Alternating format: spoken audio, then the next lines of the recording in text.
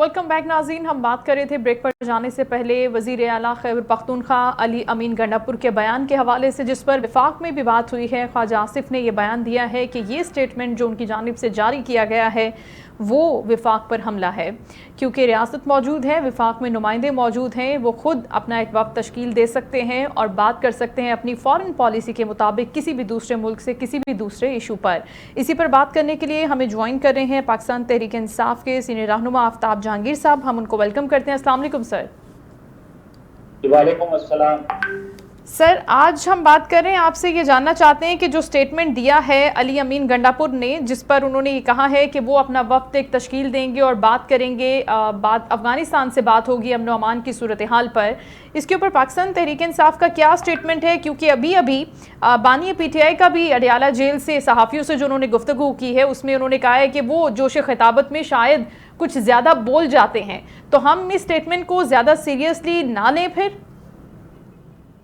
अच्छा देखें, जो बानी PTI इमरान खान साहब ने जो कहा है सहाफ़ियों से, वो ख़वातीन सहाफ़ी के बारे में जो उन्होंने बात की उस पर कहा है। अच्छा। लेकिन देखें, बात ये है कि जब आपके एक मुल्क है, एक सूबा है, उसके बॉर्डर जो है वो एक अपने ब्रादर इस्लामिक मुल्क के साथ लगते हैं, और फिर वो ऐसे नहीं लगते जैसे कि कोई फॉर एग्जांपल कोई जैपनीज बोलने वाले की किसी चाइनीज बोलने वाले के साथ लग गए।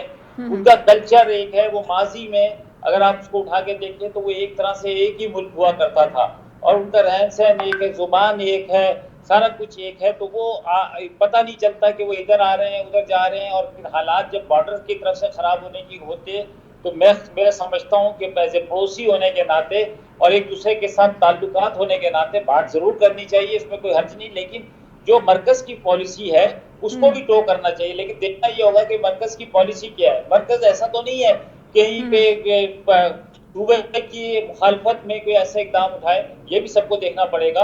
लेकिन ये कि अगर कोई बात करता है और उससे बेहतरी आती है तो इसमें कोई हर्ज भी नहीं है। मेरा अपना ख्याल ये है। इसमें कुछ हर्ज इसलिए भी नहीं है आफ्ताब साहब के सूबों की सतह पर तो बात नहीं हो सकती ना, वफाक बात करेगा ना, वो तो अपनी फॉरेन पॉलिसी के मुताबिक।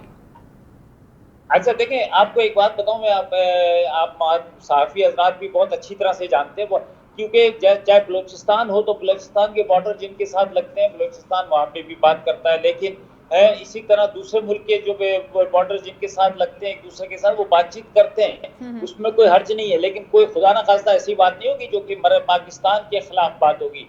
अगर कोई अमन लाने के लिए, कोई और काम करने के लिए, कोई ट्रेड करने के लिए कोई वक्त जाता है, तो उसमें फिर आप हुकूमती जमात को साथ लेकर क्यों चलना नहीं चाहते? क्या उन्होंने बोला है कि वो साथ नहीं चलेंगे? उनसे पहले मामलात पर बात हो गई है, नेगोशिएशन हो गई है, उन्होंने बोला है कि नहीं?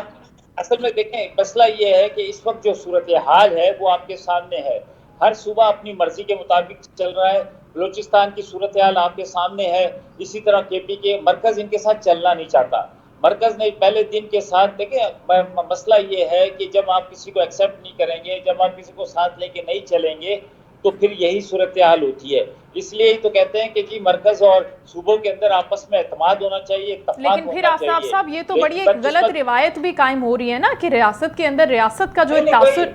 जी जी सर, रियासत असल में रियासत इस वक्त जो इशू है रियासत का, वो रियासत भी तो हम नहीं मानते ना। हम ये कहते हैं कि फॉर्म 45-47 के मुताबिक जो है ये हुकूमत बनी हुई है 47 की। अगर फॉर्म 45 और इलेक्शन के रिजल्ट से बनी हुई होती तो ये हम तो अभी लड़ भी रहे हैं। हमारी तो आवाज़ ही यही है कि ये हुकूमत जो है ये धांधली की बुनियाद के ऊपर है।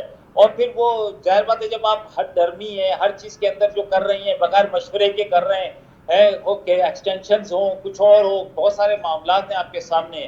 तो इसकी वजह से तो जहाँ पर जब इत्तेफाक ना हो, एतमाद ना हो एक दूसरे के ऊपर, तो फिर ऐसी सूरत हाल पैदा हो जाती है। तो इसका मतलब ये है कि ये बहुत सीरियस मैटर है।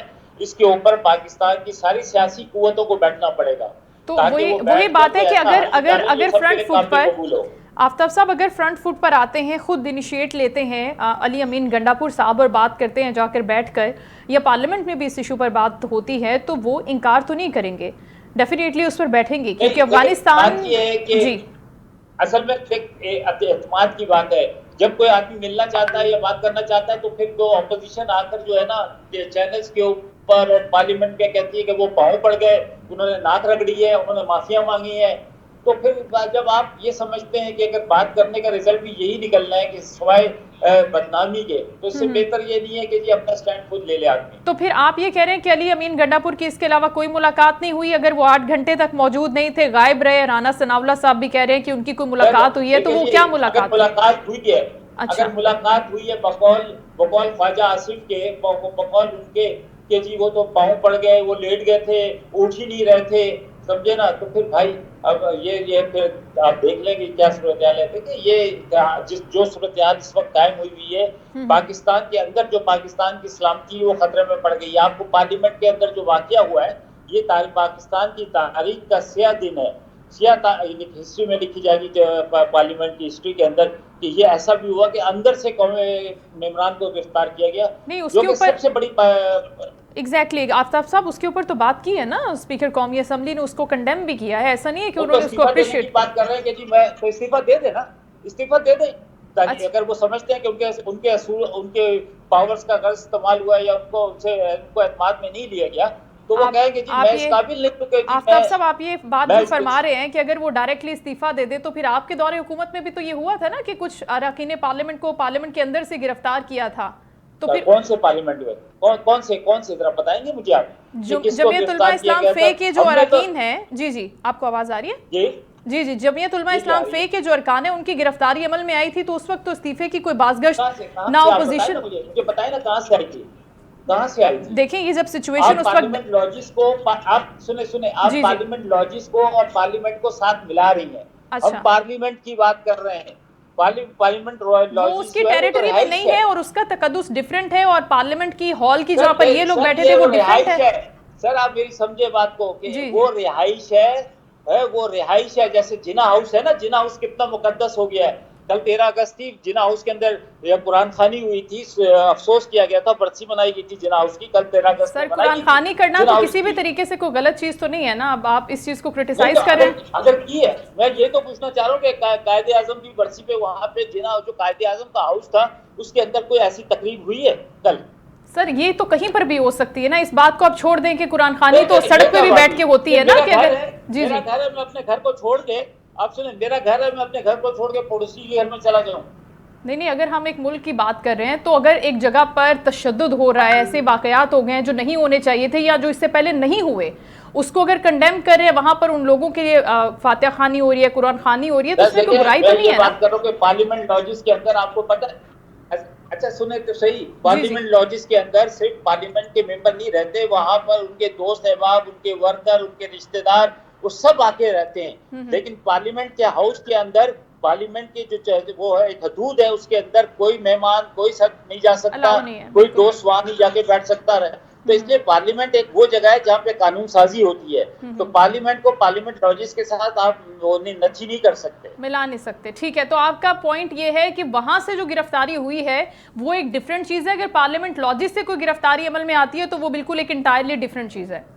جی اگر ایسا ہوتا تو آج فضل الرحمان صاحب نے جو خطاب فرمایا ہے قومی اسمبلی کے اندر، وہ اس کے اندر وہ بات کو بھی کہتے ہیں کہ جی اس وقت بھی کنڈیم نہیں کیا گیا، بقول انہی کے آپ نے کارکن پکڑے گئے تھے۔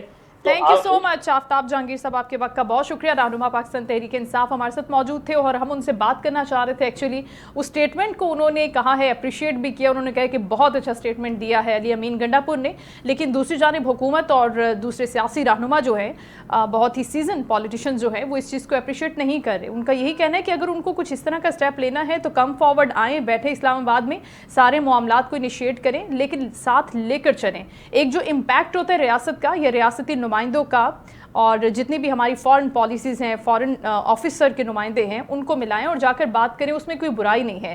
تو شو کا وقت اپنے اختتام کو پہنچے، اپنا بہت خیال رکھیے گا، انشاءاللہ نیکسٹ شو میں آپ سے دوبارہ ملاقات ہوگی۔ اللہ حافظ۔